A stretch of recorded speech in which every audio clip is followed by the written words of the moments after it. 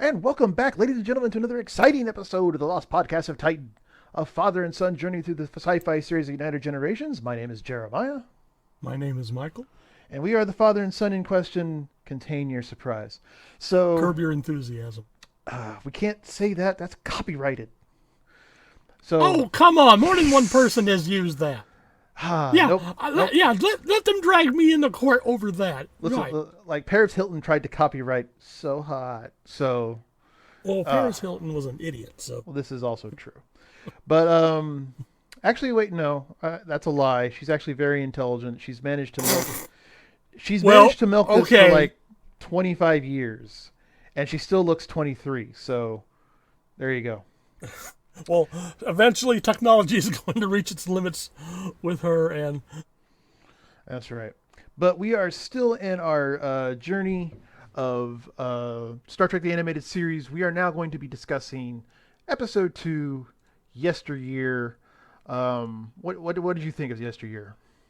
I will agree with a lot of people and say it's one of the best episodes of the animated series. Considering that it's the only one that Gene Roddenberry officially accepts as canonical. What? He didn't accept anything else in the animated series as canonical? Apparently, according to what I've read. Well, he's a liar, liar, a hack, and fraud. So I'm not entirely surprised. As written by DC Fontana, our favorite. Oh, that's why it's not that bad. Awesome. People point to this as maybe her best effort. Really? Yes. Well, unless you want to say the Quester tapes, which she also wrote. Anyway. Getting back to the episode. I like the one where it's like, wife, attend. But anyway. So, let's see. Brief summary of the episode. Captain and the crew are actually revisiting a concept from the original series episode, the Guardian of Time, actually doing historical studies and travels. And all of a sudden, for whatever reason, Spock no longer exists in the timeline. It's the Andorian. There's an Andorian replacement. Only Spock and only Kirk seem to recognize something's amiss, and they track it down, and it has to have been an incident in Vulcan's past where Spock had to save his younger self from a rite of trial passage where he almost died because logically, if you're the most logical species in the entire galaxy, you send your children into the wild, dangerous wilderness for them to die. Of course, that's what you do. And in the process of returning back, he recognizes some of the foundational points of his life, why he decided to lean more towards Vulcan than human, etc., etc. It gets to say hello to his father and his mother.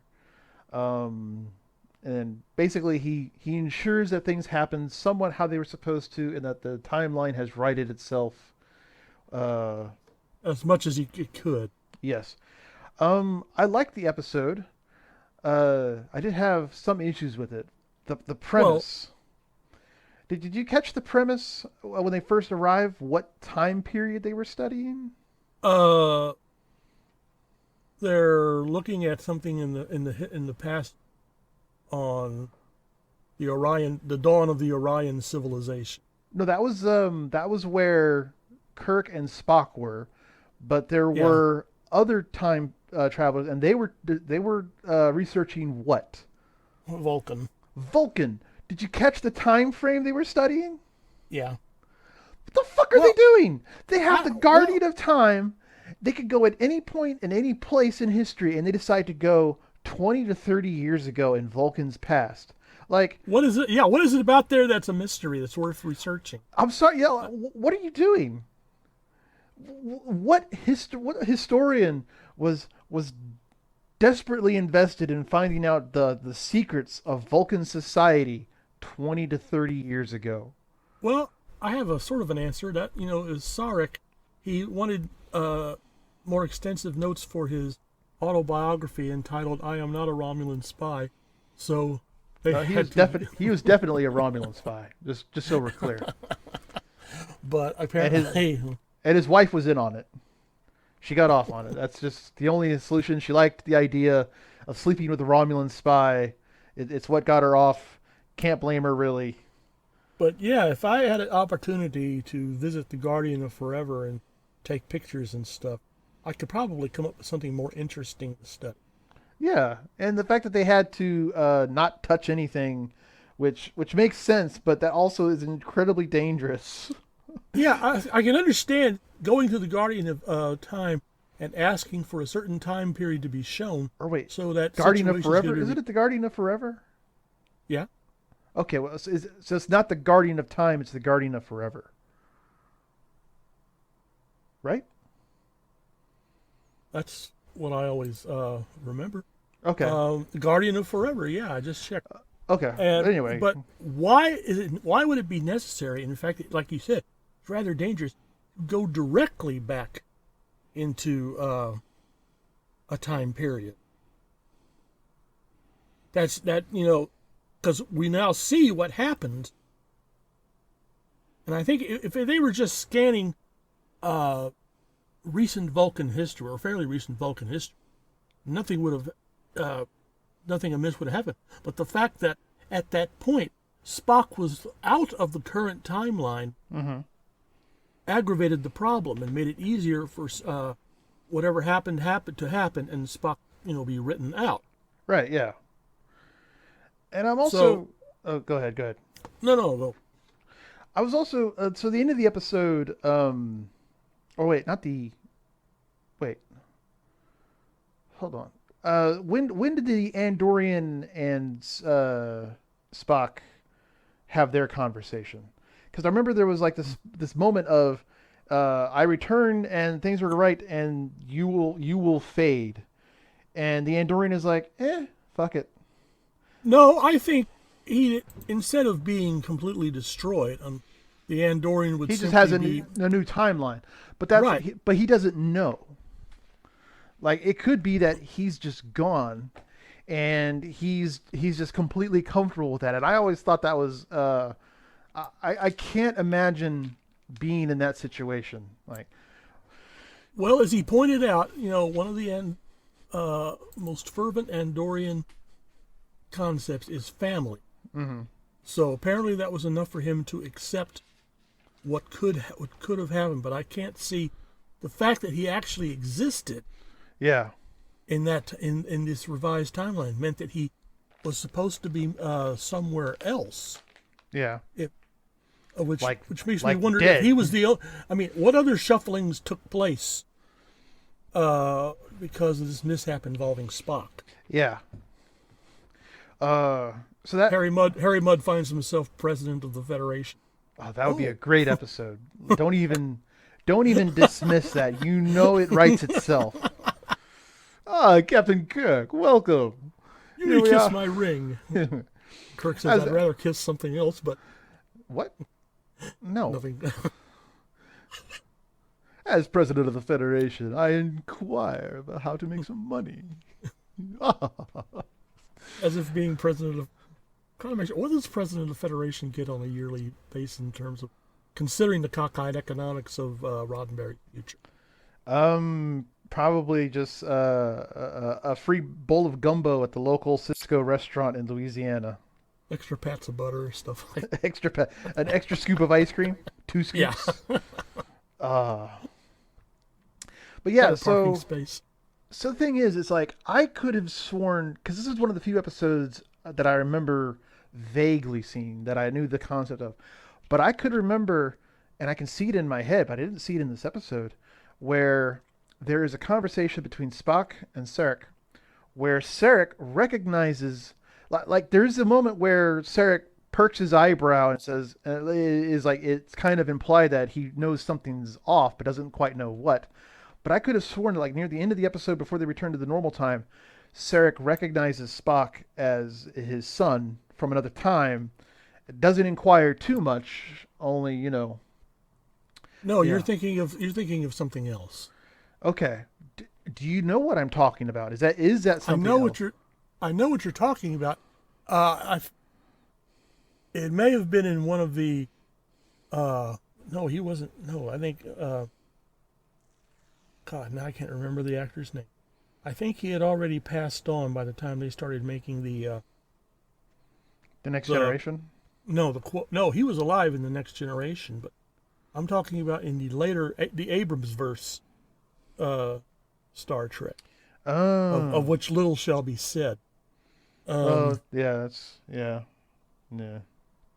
but no, you might be confusing it with some other characters and such. Okay. Well, can't win them all.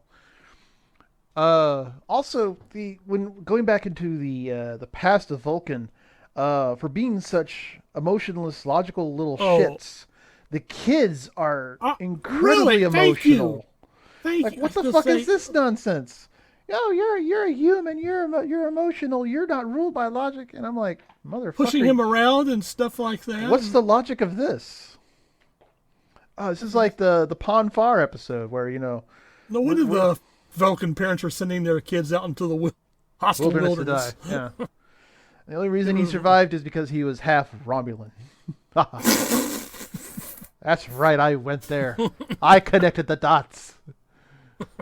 Uh, well, yeah, but yeah, as you pointed out, this is the second time we've been to Vulcan since Amok time, which really all we saw Vulcan during that episode was the fuck was, pit. well, for want of a better term, yeah. So, And even then, that wasn't logical. That was emotional. She didn't. It was logical to want Spock, but emotionally, she wanted this what's his loser that face? she showed up, Stan. Yeah, that guy. Yeah. So I'm beginning to suspect that maybe Vulcans are not as logical as they pretend. Like it's the greatest scam ever perpetuated upon the galaxy. It's like all Vulcans are logical, all Klingons are honorable, all Romulans are conniving and sneaking, and it's all complete fabrication. They're none of those things. They are just masters at pretending. They get away with it. Like no Klingon has Well, ever fired a shot in anger. They don't have to because they look so aggressive and mean that no other species wants to put them to the test. all they got to do is go grr That's at right. someone. Well, I think they mainly got away with it because the Vulcans would constantly compare themselves to the other races they had to deal with. This is one reason I stopped watching Enterprise early on, was the fact that Vulcans were treating everyone else like, shit. And I don't want to put up with this. Yeah. And also, the the point of the episode where Spock chose between Vulcan or human, I think it's kind of implied in the universe where he ended up dying or just not showing up. He chose to be his more human side instead of his more Vulcan side. And I'm like, why are you having to choose? Just be both. Well, if we go back to the episode Journey to Babel, this was it was a major point of contention between him and Sarek. Spock's professional, going into Starfleet instead of to the Vulcan Science Academy. Sarek apparently had never considered, he secretly never considered his son as being fully Vulcan. And that made him have to admit an emotional problem, Yeah. which further aggravated the situation. Poor Amanda. I sometimes felt for her, and I keep thinking, well, all I can think of is that Sarek must have been pretty good in bed for her to tolerate this sort of crap. Yeah, but he's only good once every 7 years. But I guess someone can just. Well, once every 7 years, maybe she needs the other intervening 6 years to recover. Or maybe they just have an understanding. Like, there's a gardener or a pool cleaner, very close friend of the family. Air quotes. Oh, and there's a Vulcan service that keeps track of who's in Pon Far and such, and maybe the other member of the relationship isn't available. So they put themselves on kind of a citywide bulletin board. Wait a minute. Oh, that's actually a good. Hold on. We just stumbled upon something. But then, how many Vulcan women? Well, Vulcan You know- women go through Pon Far, right? Because it was. Well, I mean, all I had to go. The only Vulcan woman that was ever shown to any great extent was DePaul in Enterprise, and it was, again, the less said about that, the better. Uh-huh. If she was typical of Vulcan women. No, but I think, like, so you're not guaranteed a spouse. My understanding That's was that true. Spock was he was from a very noble family, very well off family. And they So arranged the marriages back the arranged then. in a marriage. So you have the instances where there are single men and single ladies. So like that has to be dealt with somehow. Now, there's something that no one's ever really explored. Probably because they can't get away with it on TV. No, but courting, courting rituals and mating rituals on Vulcan. Hmm. Because yeah, not I don't think every marriage could be arranged. Yeah, exactly. But And we're getting way off topic here, but that's why we love you, and so we we like to go on tangents. yeah, we do things like this. So Spock decides to test himself and go on a kind of like a mini outing. His pet bear cat, Sell it, basically, sell it, sell it. comes to follow him, gets attacked, or saves Spock from an attack of Godzilla. A Lamacha. No, it was Godzilla. That was the same scream. I'm surprised they weren't sued into oblivion. It's the Godzilla scream, ladies and gentlemen. You know the one I'm talking about. That's the one that was in the episode. And he gets poisoned. Spock stays with the animals, or nerve pinches the thing, saves himself, and his younger self rushes off to the local vet and has him come over. And the vet says, "Look, I can save your pet, but he'll be in pain for the rest of his life, or we can ease his suffering. What do you want to do? It's your pet." And Spock does the logical thing and lets his pet die rather than live in suffering. And that's when he decides to become Vulcan. Things are resolved. They go back to the normal time. And there's a joke where, Spock says, or McCoy is upset that he has to calibrate for Vulcans.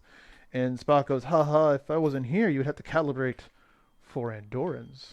And McCoy, wanting DeForest Kelly wanting to get his licks in for the episode. Is that a joke? Because Vulcans don't joke. Things change. Say, down Fido. But yeah, it's like oh fuck, is that like standard policy in this time period of the Starfleet, where every first officer has to be an alien species? Is there some sort of cultural exchange? Riker was, but that's it. But that's like almost 100 years later. What I'm saying is, this is the not the foundation of the Federation, but it is like kind of in the early days. So maybe, I don't know. I mean, this kind of demonstrates just how little we know about Starfleet overall. Mm-hmm. But that is an interesting point. Yeah. Though I was going to bring up something that happened later in this episode when the younger Spock goes and gets the doctor. Yeah. And the doctor says, "You had a reputation for playing what humans call practical jokes." And I thought, "Oh, this is interesting. I'd like to have heard more about." Oh, you caught that line too? Yeah. Yeah, Spock playing practical jokes on Vulcans, and oh, there has to be slash fiction of that somewhere. That was the real reason why the boys were upset. and also near the end of the episode, before our adult Spock leaves, the younger Spock remarks how he's going to go out and demonstrate the Vulcan neck pinch to his playfellows. And I thought, so we're not going to see another kid brawl? Oh Lord! I was really surprised. Bullying on Vulcan. I mean, yeah, like what are the adults doing? well, Sarek was just standing there watching from the house. Yeah, like, what was the logic of that? Is what I'm trying to say. Yeah, I know, and I can't find the logic. Maybe I don't know, toughing the little yard apes up for their endurance test out in the middle of God-forsaken Vulcan wilderness. Yard apes? You never Yard encountered? apes? No, I have not. Or tricycle engines was another Tricycle engines. was another way of describing them. Oh my god. Anyway. Oh, and this episode, yeah. also technically in terms of animation, I wanted to point out, this episode is an excellent demonstration of a cost-saving measure where all you see of a character or an animal is a shadow moving across the screen. Mm-hmm. You get a lot of that in this series. It was one of the things they did to keep budgets down. Also, except for the transporter room and the briefing room, we don't spend a lot of time on the Enterprise this time. Nope, but I imagine once they have more of those backgrounds they'll be dropping them in instantly. And I'm fairly certain, like the many replicated sets we had in Star Trek the original series, that we will end up going back to the same desert-type planet over and over again. Oh, and whereas we didn't have Jane Wyatt as doing the voice of Amanda Grace, and we had Majel Roddenberry doing it, that was Mark Leonard as the voice of Sarek in the episode. Well, he's got to get his paycheck. True. He's got to maintain the same voice and cadence, so that when the great reveal comes that he was a Romulan spy, it fits canonically. And the voice of the young Spock was by Billy Simpson, who he appeared in an episode of Wonder Woman. He appeared in an episode of Arc 2, but he is better known as having been an associate, known as Whimsical Will, to that great radio personality, Dr. Demento. Yeah. I'm sure our audience is gasping. Oh, come on! I cannot be be the only person in this room that knows about Dr. Demento.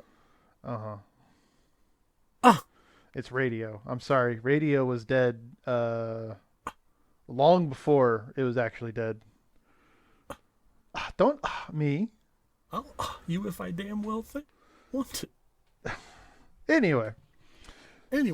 So that's the episode Yesteryear of Star Trek the Animated Series, ladies and gentlemen. I give it a good solid A. I liked it. I'll give it an A+. Yep. Join us again next time, ladies and gentlemen. I think it's Mud's episode, right? No. What's the next episode? Hold on, just one more. Okay. One of our planets is missing. Oh, that sounds promising. Okay. We don't get to Mud until much later on. Okay, well, enjoy, ladies and gentlemen, and have a wonderful day. And you people behave. Okay. And listen to Dr. Demento. Oh, don't listen to Dr. Demento. Well, I think he's dead now, but... I give you permission to listen to good things. I am your friend. Anyway, take care, everybody. Bye-bye.